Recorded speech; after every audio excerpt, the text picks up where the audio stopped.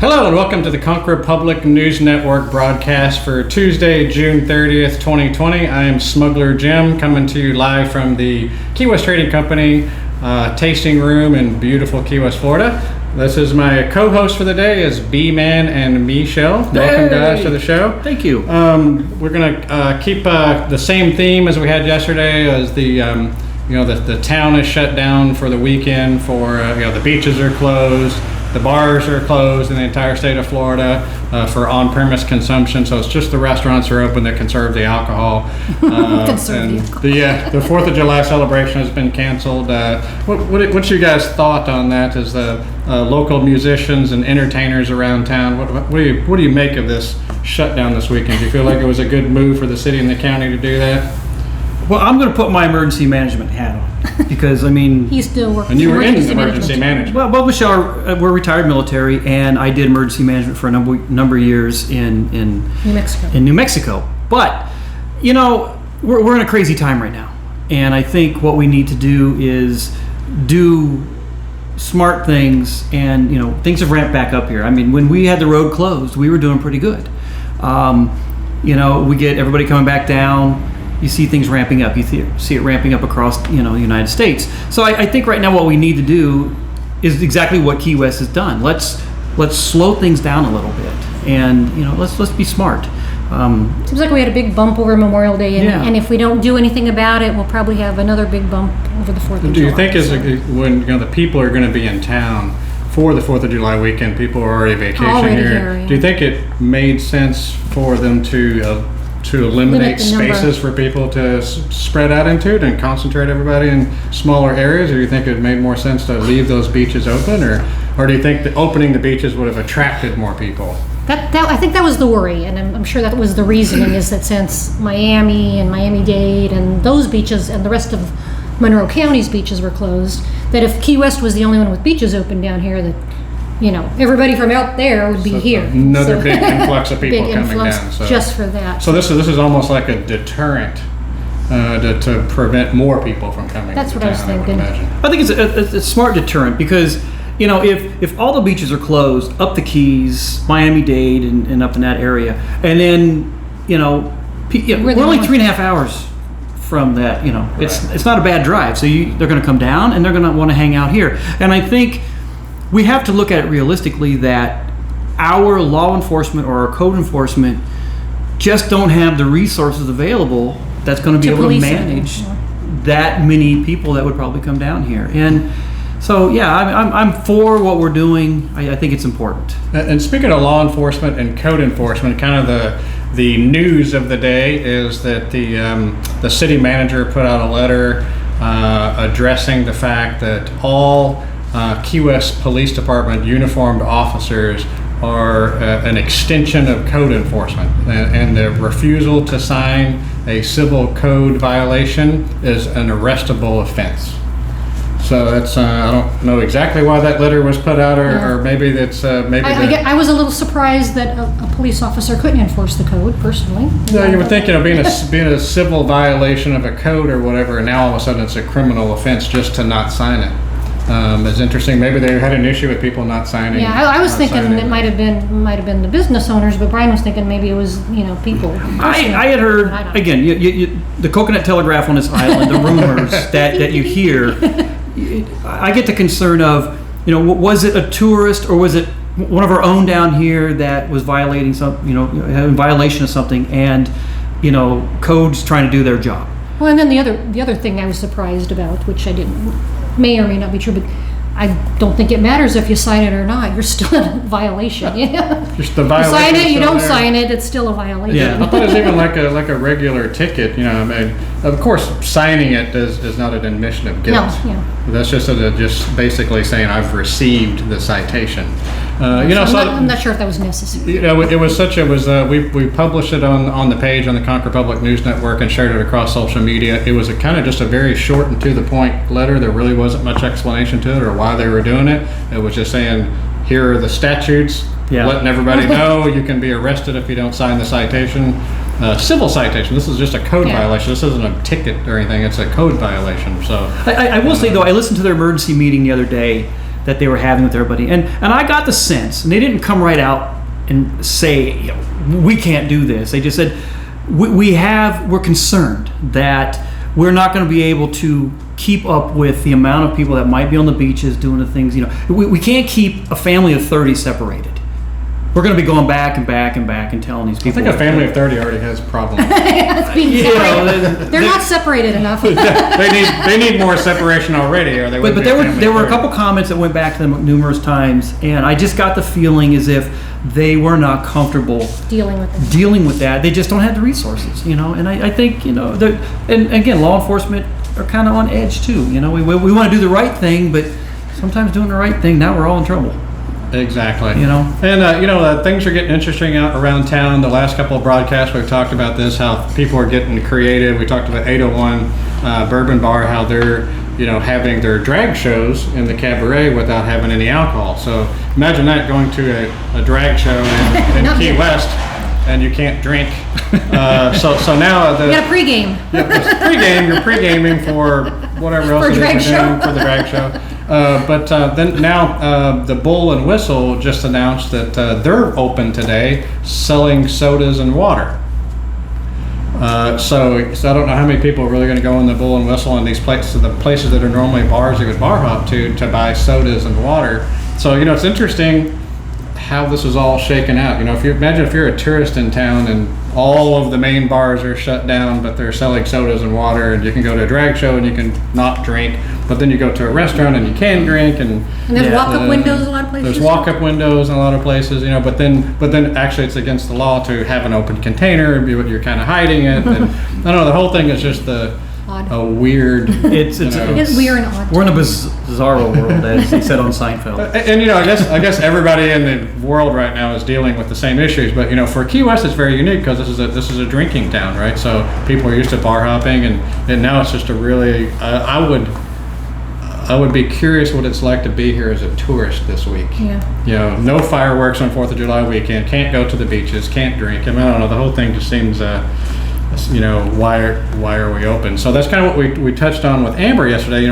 We had Amber from Key West Finest on yesterday, who is a resident expert on things to do around Key West. The things to do. That is her job. That is what her number one thing she does every day is schedule people for events and things like that, and marketing. And she does the flyer where you get all the flyers on and off Duval. The on and off Duval guide. Plus, she also runs the little booth where you pick those flyers up at. So she's very much in tune with what's going on. So one of the things we touched on yesterday was the week of meeting of the minds. You guys are in the trop rock scene. You guys are well plugged into all of that kind of thing. You guys do the Tiki Man festival during that week. So I wanted to bring BMan and Mishell on today to clarify the week that is in between Fantasy Fest and the boat races, which is normally Meeting of the Minds. So first of all, explain to us, what is Meeting of the Minds? Who puts that on? Who canceled it? And then now what's going to be going on that week? Do you want me to go? You go ahead. Okay, so Meeting of the Minds is, what year are we in now on? It's 22? 22 or 20, well, actually longer than that. But Meeting of the Minds has been coming around for a while now, and it started off kind of like a Jimmy Buffett songwriters weekend kind of thing, and it's really kind of blown up to where it's a lot of parrot heads get together, they hang out at the Casa Marina. But what's happened over the years is that so many other musicians that are trop rock musicians. But who puts that on? It's Parrot Heads in Paradise. Is it Parrot Heads that do it? Parrot Heads in Paradise are the main, we call it the mothership of Parrot Heads that kind of run the Parrot Head clubs. The Parrot Head clubs and run the Meeting of the Minds. Do we know how many Parrot Head clubs there are? Oh my God, there's hundreds. There's hundreds. I don't know the exact number. International. I used to be a president of the Parrot Heads New Mexico. Mishell used to be the secretary, so we used to be board members of our Parrot Head Club when we were there. So is this the premier Parrot Heads event every year? Yes, yeah. Yes, it is. I would think Jimmy Buffett, Key West, that would be the big tamale. It is, and I mean they do a good job. I mean it's gotten a bad rap over the years because I think they're trying to, it's a lot of old school stuff. A lot of older Parrot Heads in there, and they try to stick to their old Parrot Head ways, but Now comes Trop Rock Music Association. Now Trop Rock Music Association A separate entity. is a separate entity. But they've been doing their awards. But they do awards every year to award the Trop Rock musicians that either play over at the Casa Marina for. And to clarify, Mines. Trop Rock is Jimmy Buffett style music. Right? It's island. It's kind of that Island style. that coined music where to me it's a mixture of beach country, rock. It's a mixture of everything. Reggae, you name it. Junkanoo, which is Anything islandy. Junkanoo is a style of music down here in Key West. Oh. That they say steel pans. Oh, steel drums A like lot of from Trinidad or something. well, interesting It's a lot enough of is the banging on that the they stick. say steel pans is not true Junkanoo. Junkanoo is not steel pans and all that, and Key West is not a steel pan city. No. But so there's a lot of history. But that doesn't make it not Trop Rock, though. True. So Trop Rock is a fairly broad term, and then Yeah. there's divisions within Trop Rock. Is that There are. I mean, you got coastal Americana, you got tropical Americana music, which is really it all boils down to Trop Rock. I would say if you go back like 70 years, I would say Don Ho, Elvis Presley, Oh, some Hawaiian Perry shit on Belafonte. All those guys were. You could call any of those guys some of the original Early Trop Trop Rock. Rockers. there.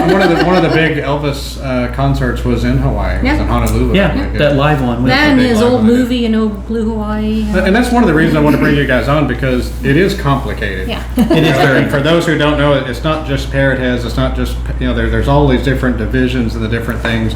And I think that is the confusion about that week this year, is that the meeting of the minds is canceled. Yes. Yes, Meeting of the Minds is canceled. And, I guess just to clarify a little bit more, because as Meeting of the Minds expanded over the years, so did a lot of the other music events. Because you have like an event that goes on at the Lighthouse. Okay. There's Willie T's does a music event. Smoke a Tuna. Smoke and Tuna does a music event. There's usually a lot of music at the Conch Republic. Conch Republic. But those are separate events from Yes. the meeting of the minds. Separate events from So Meeting the of the meeting of the Minds. minds are the ones that they take over the Casa Marina Hotel every Yes. year. So if you guys have been down here that week, normally you can go into the Casa Marina Hotel. Locals and different people can go in there and look at the beach and check out the pool and stuff and buy a drink. During that week, they take over the Casa Marina Get Hotel. security. You can't get in there. It's worse than the White House. Security at the door. If you are not a meeting of the minds person, you do not get in the Casa It Marina. is, So- like Michelle just said, it's like the White House security is less than going into the Casa Marina during Meeting of the Minds. I mean, it's crazy. But now we have the Tiki Man Radio Songwriters Showcase, That's you guys' event, Which which is- you started. which I started with Tiki Man Radio. When did you start it? 4 years ago. Well, what was the year of Irma? We just had just come back from evacuating from Irma. 17, right? Yep. 2017. We were sitting at Amigos, and I'm looking across the street, and I'm like, When did that open? did Tiki House open? Okay. So I went in, talked to them. We started playing gigs there, and then that's when they're like, "What do you know about Meeting of the Minds?" And it just kind of blossomed from there. And that's when we started our Tiki Man Radio Songwriter Showcase. My friend Tiki Man Radio, Danny Lynn, up in Chattanooga, does his form of trop rock music. And how do you find Tiki Man Radio? Is it an app? If or a podcast? Or? the Tiki It's Man an online Radio, radio it's station. an online radio station. Just Google Tiki Man Radio. He actually has an app. You can go Tiki Man Radio app. So he's got that out there too. But it fit Tiki House, Tiki Man Radio, trop rock music, and it's grown. Our first year we did 2 days worth of music. You've been a sponsor all. Since the second year. Yeah. Right. I believe so. Yeah. So this thing has just grown. And I want to say there was like 50 musicians or Last something. year that you had 54. Last year we had 54. 56 musicians. 56 musicians that came through the Tiki House last year. Think about that. I mean, the Tiki House is pretty small. You It run is very small. 56 musicians through the Tiki House Very in 3 small. days, right? Yes. 3.5. 3.5 days. Yeah. We started on 56 Wednesday. musicians. We started on Wednesday at 3 p.m. and we run it all the way through Thursday, Friday, Saturday. It's 11 a.m. every morning, and it goes until 10 o'clock at night. And this is also broadcast live on the Tiki Man Radio show, right? broadcast live on Tiki And Man Radio. Do you guys go live with anything on your social media during that time? We do a little social media. We'll talk about, I'll come through on Facebook, whether it's, my Facebook site or Tiki Man Radio site. We also have a Tiki Man Radio Songwriter Showcase, Key West bound, Facebook site where we put a lot of information out there. I know that sounds long, you know. There's a lot going on there. You find it from his or from Tiki Man Radios or whatever. You know. There's reasons why it's kind of long in what we do, because we're trying to establish ourselves. The difference with what we do from a trop rock event during Meeting of the Minds is our event includes locals who lose their jobs for a week because all the other trop rock artists are coming down here and taking their jobs from the different bars. So we include those trop rock artists that want to be included. Or even non-trop rock.